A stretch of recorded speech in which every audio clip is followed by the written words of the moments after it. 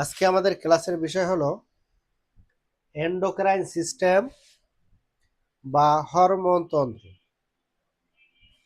তাহলে প্রথমেই প্রশ্ন আসে, তার আগে আমরা একটু দেখে নেই যেটা আমাদের বইয়ে কোন জায়গায় আছে।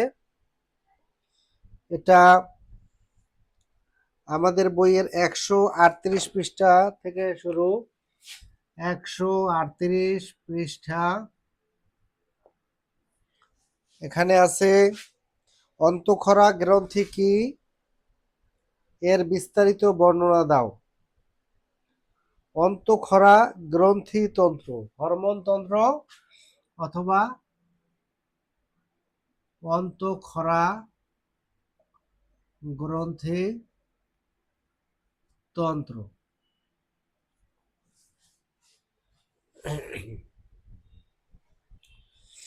তাহলে প্রথমেই প্রশ্ন আসে যে হরমোন কি জিনিস। হরমোন হচ্ছে নালীবিহীন গ্রন্থি থেকে নিঃসৃত রসকে হরমোন বলা হয়। অর্থাৎ যে সমস্ত গ্রন্থির কোনো নালী নাই, যার নিঃসৃত রস সরাসরি সিক্রেশন হয়ে রক্তের সাথে মিশে যায়, সেটাকে বলে হরমোন। অর্থাৎ এখানে দুইটা জিনিস আমরা পাই। একটা জিনিস হচ্ছে হরমোন, আর একটা জিনিস হচ্ছে এনজাইম।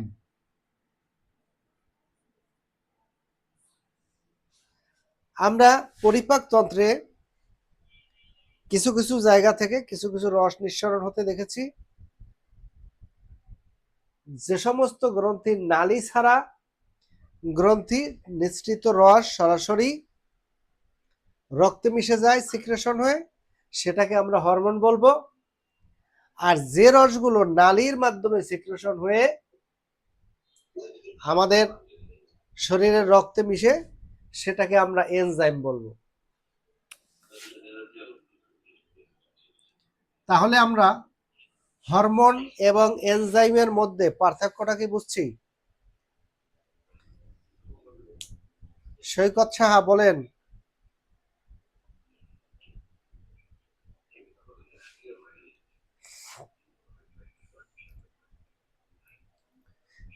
বুঝতে পারেন নাই? আমাদের আজকের সাবজেক্ট হচ্ছে এন্ডোক্রাইন সিস্টেম বা হরমোন তন্ত্র অথবা অন্তঃক্ষরা গ্রন্থিতন্ত্র। এখানে দুইটা জিনিস দেখা যায়, একটা হচ্ছে হরমোন আর একটা হচ্ছে এনজাইম। তাহলে হরমোনটা কি? যে সমস্ত গ্রন্থির কোনো নালী নাই এবং নিঃসৃত রস কোষ থেকে সরাসরি সিক্রেশন হয়ে সরাসরি রক্তে পৌঁছায় যায়, সেটাকে আমরা হরমোন বলবো। আর যেটা নালীর মাধ্যমে সিক্রেশন হয়, সেটা আমরা এনজাইম বলে থাকি।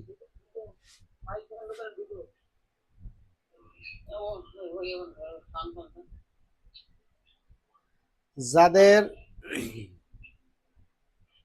সবাই মিউট করে নেন, মিউট করেন।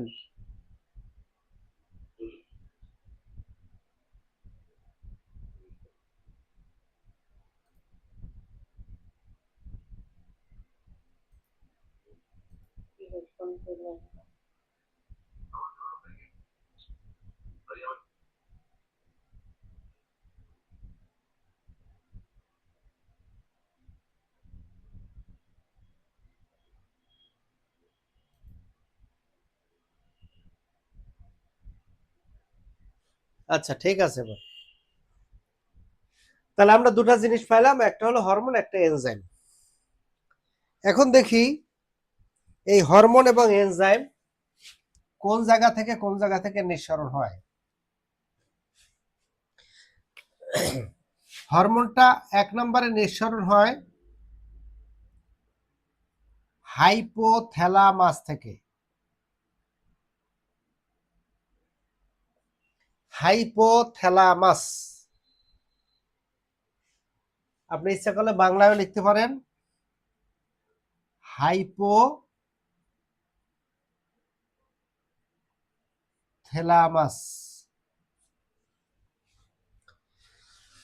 এই হাইপোথ্যালামাস আমাদের শরীরের একেবারে মস্তিষ্কের ভিতরে থাকে এবং এর কাজ হলো এখান থেকে একটা রস নিঃসরণ করে যে আমাদের শরীরের যে তাপমাত্রা, এই তাপমাত্রার ভারসাম্য বজায় রাখে। অর্থাৎ যদি একজনের জ্বর আসে, সেক্ষেত্রে বুঝতে হবে যে তার হাইপোথ্যালামাস যে তার যে স্বাভাবিক তাপমাত্রাটা সেটিং করেছে, সেখান থেকে কোনো কারণে ভাইরাস, ব্যাকটেরিয়া, প্রোটোজোয়া, মেটাজোয়া যে কারণেই হোক তার শরীরে যে অতিরিক্ত তাপমাত্রাটা এসেছে সেটা কন্ট্রোল করতে পারে নাই। হাইপোথ্যালামাসকে উত্তেজিত করার মাধ্যমে আমাদের শরীরের তাপমাত্রাটা বাড়ায় দিছে। এরপরে দেখেন এই হাইপোথ্যালামাস থেকে আরেকটা রস নিঃসরণ করে, যেটা হচ্ছে ব্যথানাশক রস। আমরা জানি যে একটা মানুষ যদি নেশাগ্রস্ত হয়, সে যদি নেশার মধ্যে পড়ে যায়, তাহলে শরীরের যে আমাদের শরীরটা কিন্তু সব সময় ব্যথা থাকে। এই যে ব্যথা থাকে, এই ব্যথাটা বোঝা যায় না এই কারণে যে হাইপোথ্যালামাস থেকে এক ধরনের রস নিঃসরণ করে। সেই রসের মাধ্যমে আমাদের ব্যথাটাকে এমনভাবে ব্যথানাশক রস প্রয়োগ করার মাধ্যমে আমরা ব্যথাটাকে অনুভব করি না, যার কারণে হাইপোথ্যালামাস ওই রসটা নিঃসরণ করে। কিন্তু যদি কেউ নেশাগ্রস্ত হয়, সে বাইরের থেকে নেশার ঔষধ হোক বা নেশা জাতীয় দ্রব্য যখন গ্রহণ করে, তখন এই গ্রহণ করার মাধ্যমে আস্তে আস্তে এই নেশা জাতীয় যে দ্রব্যাদি, এগুলো সবগুলাই কিন্তু ব্যথার ঔষধ। ঠিক আছে? যদি তার রোগ থাকে তখন ব্যথার ঔষধ, আর যদি রোগ ছাড়া হয় তাহলে তখন সেটা হয় নেশা। যেমন একজন অপারেশনের রোগীকে প্যাথেডিন দিতে হয় ইনজেকশন, কিন্তু স্বাভাবিক একটা সুস্থ মানুষ প্যাথেডিন নেওয়া মানেই হচ্ছে এটা তার হলো নেশা। তাহলে হাইপোথ্যালামাস যে রসটা নিঃসরণ করে, বাহির থেকে যদি বারবার নেশা জাতীয় দ্রব্য গ্রহণ করা হয়, একসময় এই হাইপোথ্যালামাস তার শরীরে ব্যথানাশক যে রসটা সিক্রেশন করে, সেটা আস্তে আস্তে বন্ধ করে দেয়। তখন যে সমস্যাটা হয় যে তার শরীরে ব্যথা উঠে যায়, নতুন করে সে নেশা জাতীয় দ্রব্য গ্রহণ না করলে সে আর সুস্থ থাকতে পারে না। 2 নম্বরে আসি, পিটুইটারি, PITUITARY, পিটুইটারি।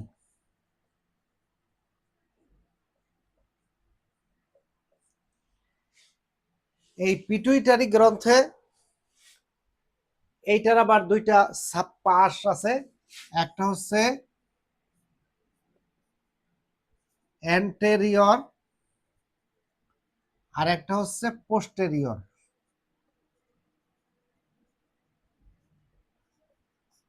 অর্থাৎ একটা সামনের ভাগ আর একটা হলো পশ্চাৎ ভাগ।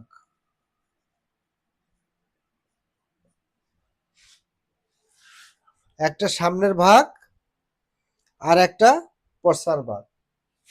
এই অ্যান্টেরিয়র থেকে আবার বেশ কিছু রস নিঃসরণ হয়।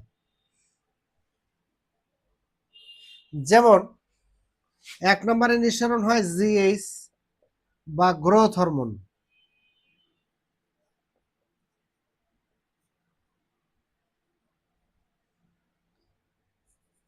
2 নম্বরে ACTH,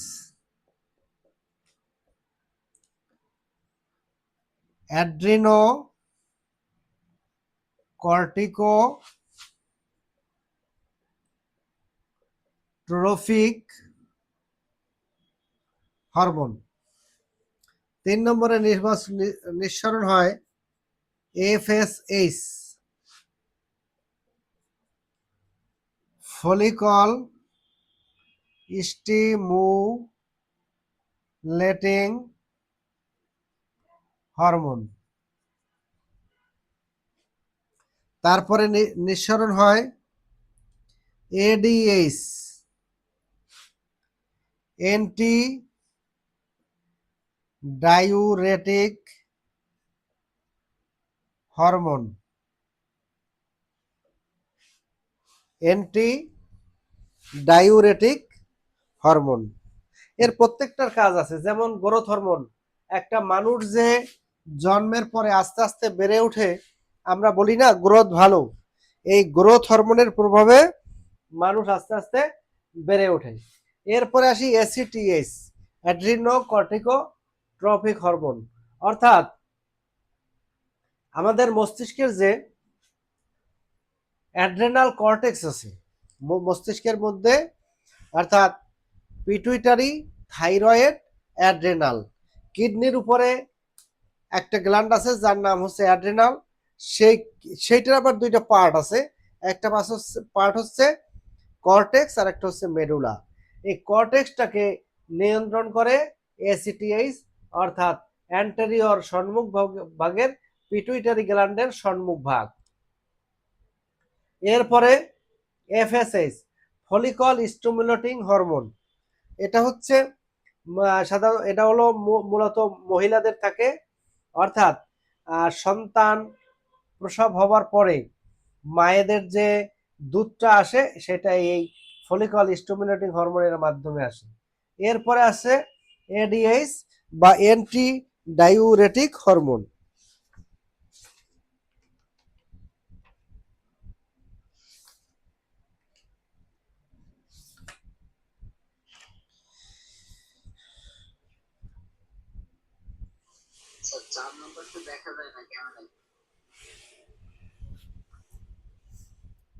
ADH anti diuretic hormone, ADH anti diuretic hormone. এটা আপনার ভিডিওটাই অবশ্য, ভিডিওটাই পুরোটাই পাবেন, ভিডিও তো আলাদা হচ্ছে।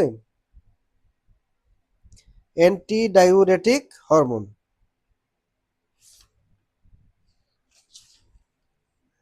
এইগুলো আপনাদের বইয়ে পাবেন হলো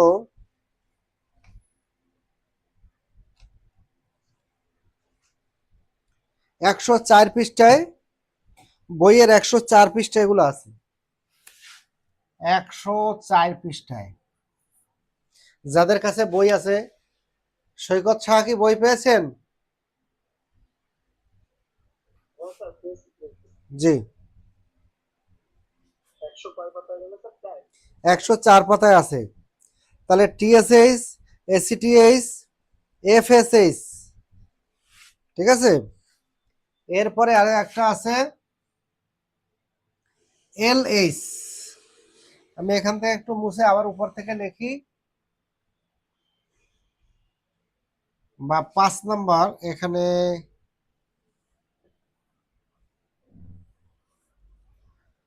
এলএইচ,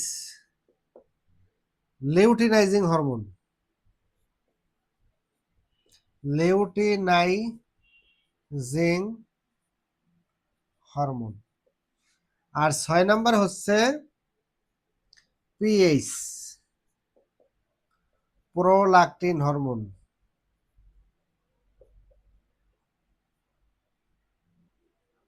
এই প্রোল্যাকটিন হরমোনটা যার যত বেশি থাকে সেই মায়েদের স্তনে দুধ তত বেশি তৈরি হয়। আর এই যে ফলিকল স্টিমুলেটিং হরমোন, এটা হচ্ছে ওভারি থেকে মেয়েদের যে ওভামটা পরিপুষ্ট হয় এবং সেখানে যে ওভুলেশনটা হয়, সেই ওভুলেশনটা এফএসএইচ এর মাধ্যমে হয়। এটা পাবেন 104 পৃষ্ঠায়।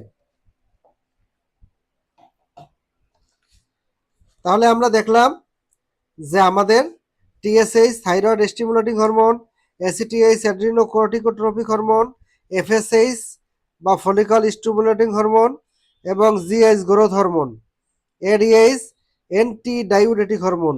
অর্থাৎ শরীরের যে পানির যে কতটুকু থাকবে না থাকবে এটা নিয়ন্ত্রণ করে এডিএইচ।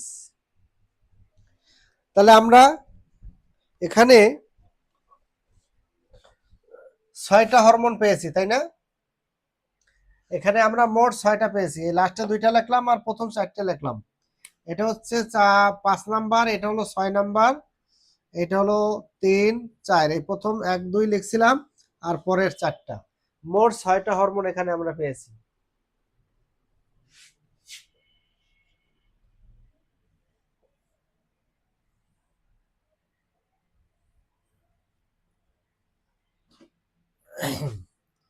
তাইলে আমরা এখানে আবার একটু করে দিই, অ্যান্টেরিয়র আর একটা হচ্ছে posterior.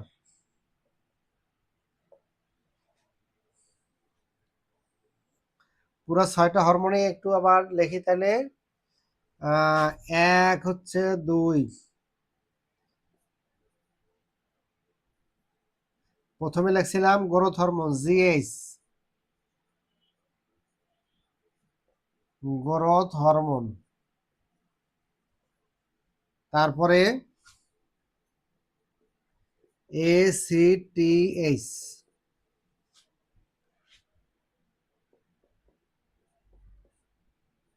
Adreno cortico trophic hormone. তাহলে আমরা এই 6টা হরমোন পাইলাম কোথা থেকে? পিটুইটারি গ্ল্যান্ডের অ্যান্টেরিয়র থেকে, অর্থাৎ সামনের ভাগ থেকে। পিটুইটারি গ্ল্যান্ডের অ্যান্টেরিয়র থেকে এই 6টা হরমোন পেলাম। এরপরে আসি, তাইলে পোস্টেরিয়র থেকে আমাদের কি কি হরমোন, অর্থাৎ পিছনের ভাগ দিয়ে কি কি হরমোন নিঃসরণ হয়? এই পোস্টেরিয়র থেকে বা পশ্চাৎ ভাগ থেকে, এখান থেকে 2টা হরমোন নিঃসরণ হয়। একটা হচ্ছে অক্সিটোসিন, OH, অর্থাৎ অক্সিটোসিন। আর 2 নম্বর হচ্ছে ক্যালসিটোনিন।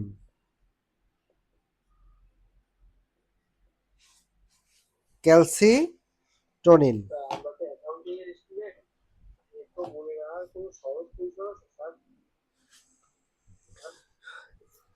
এখানে আসলে আপনাদের অনেক প্রশ্ন আছে, এটা একটু বুঝলে প্রশ্নগুলো পড়তে আপনাদের অনেক সহজ হবে।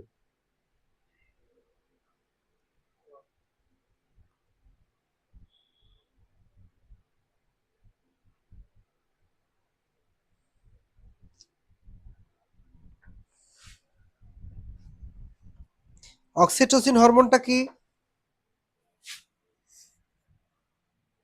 যখন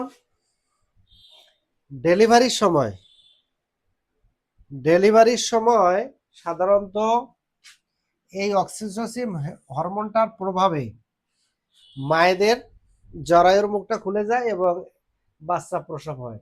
যদি এই অক্সিটোসিন হরমোনটা কম থাকে, সেক্ষেত্রে যেটা করা লাগে, এই অক্সিটোসিনের ইনজেকশন আছে, ওই ইনজেকশন দিয়া জরায়ুটাকে সংকোচন প্রসারণের মাধ্যমে বা ডেলিভারি করানোর ব্যবস্থা করা হয়।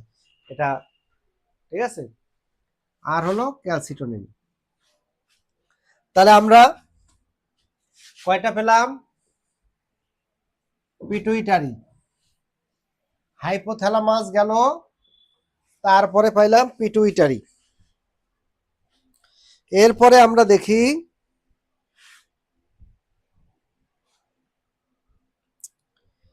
অ্যাড্রেনাল, 3 নম্বর অ্যাড্রেনাল গ্ল্যান্ড। এইটা থাকে কিডনির উপরে। মনে করেন এই হচ্ছে আমাদের কিডনিটা, এই কিডনির উপরে এই রকমের অবস্থায় থাকে।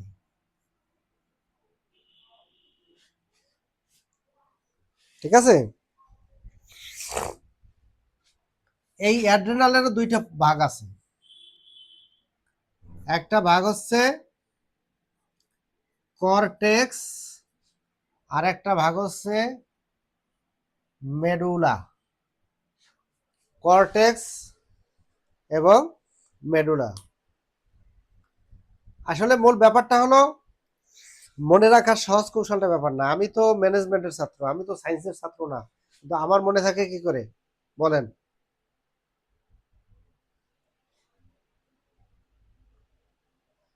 আমার মনে থাকলে আপনাদের মনে থাকবে না কেন? ঠিক আছে। আমার পড়াশোনা শেষ হয়েছে 2001 সালে, 26 বছর আগে পড়াশোনা শেষ করেছি, এখনো তো মনে থাকে, আপনাদের কেন থাকবে না?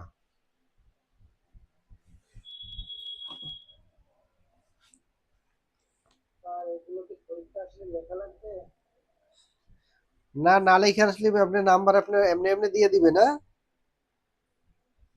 আপনার এই ক্লাসটা বুঝলে এই চ্যাপ্টারে যত প্রশ্ন আছে সেই প্রশ্নগুলো আপনি মোটামুটি বানাইয়ে লিখলেও লিখতে পারবেন। তাইলে এরপরে পাইলাম কি অ্যাড্রেনাল গ্রন্থি। পিটুইটারি গেল, পিটুইটারি মূল গ্রন্থি কিন্তু এই তিনটা, পিটুইটারি, অ্যাড্রেনাল, আর 3 নাম্বার হলো এরপর হলো 4 নাম্বার থাইরয়েড। থাইরয়েড এটা থাকে কোথায় আমাদের বলেন তো? থাইরয়েড কোন জায়গায় থাকে?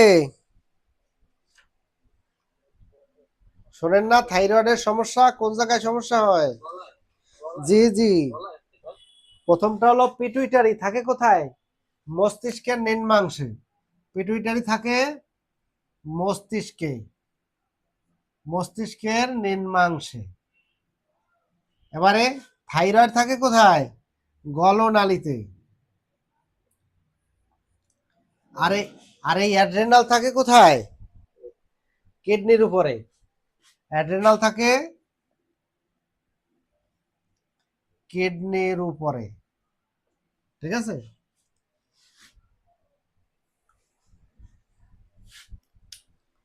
এরপরে দেখেন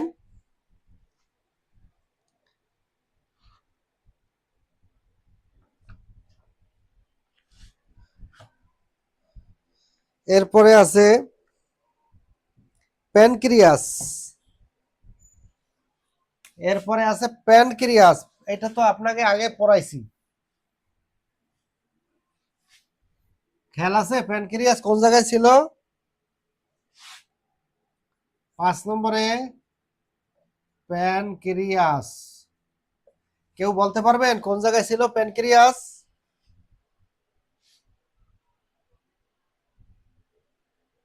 কারো খেয়াল আছে?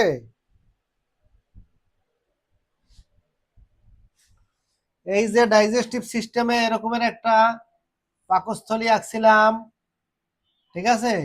এই জায়গাটায় এরকম একটা আম পাতার মতো প্যানক্রিয়াস দিয়েছিলাম, এটার মাথা দেখাইছিলাম, আর এটার মধ্যে যে 3টা রস নিঃসরণ হয় বলেছিলাম, যে ট্রিপসিন, অ্যামাইলেজ, লাইপেজ, এখান থেকে 3টা রস ডাইজেস্টিভ সিস্টেমে বা পরিপাকতন্ত্রে দেখাইছিলাম, সেইটার নাম ছিল প্যানক্রিয়াস।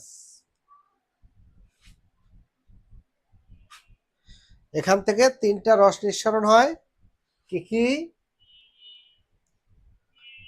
Trypsin, amylase, lipase. তবে এই রসটা কিন্তু হরমোন না, এটাকে আমরা এনজাইম বলবো, কারণ এটা নালীর মাধ্যমে বের হয়। এরপরে আসেন 6 নম্বর টেস্টিস।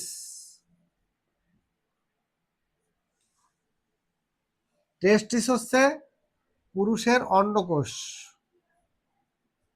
এই অন্ডকোষ থেকে একটা হরমোন নিঃসরণ হয় যার নাম হচ্ছে টেস্টোস্টেরন। কি নাম? টেস্টোস্টেরন।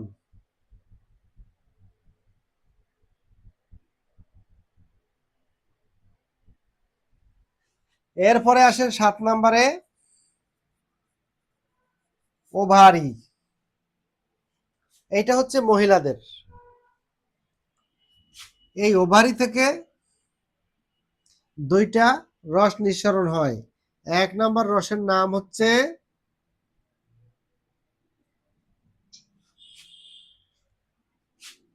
এটা, রসটা যে নিঃসরণ হয় এইটা হলো এরকমের,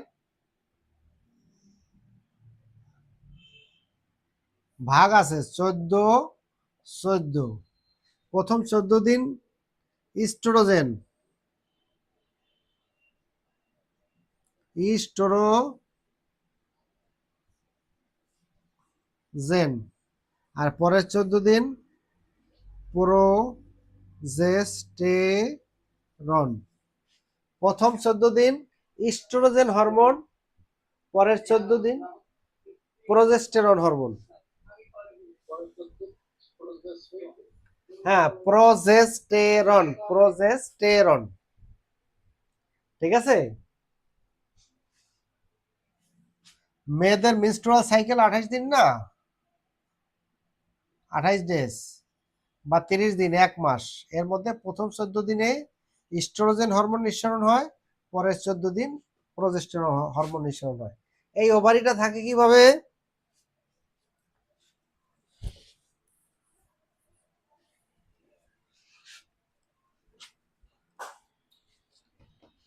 এরকমের থাকে।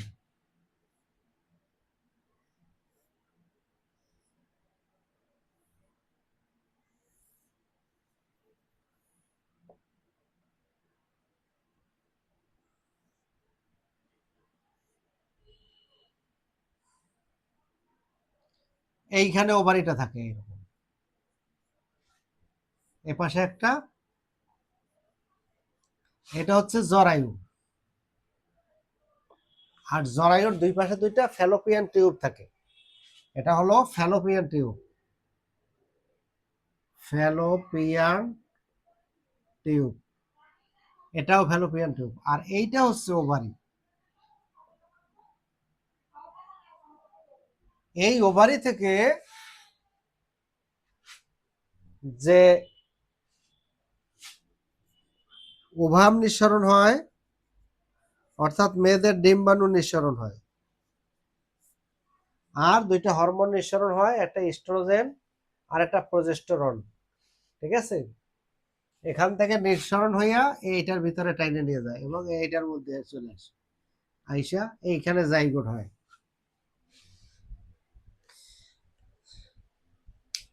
যাই হোক, তো আজকের আমরা এই ক্লাস, এটার আরেকটা ক্লাস নেওয়া লাগবে। এক ক্লাসে সম্ভব না আজকে, যেহেতু আমাদের টাইমও শেষ।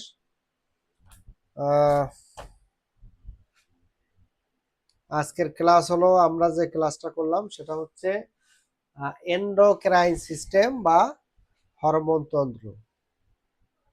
কারো কোনো প্রশ্ন আছে? সংক্ষেপে যদি কেউ প্রশ্ন করতে চান করেন।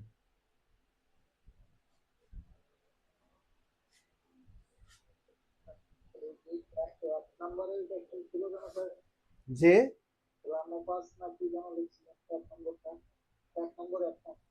Hypothalamus, hypo,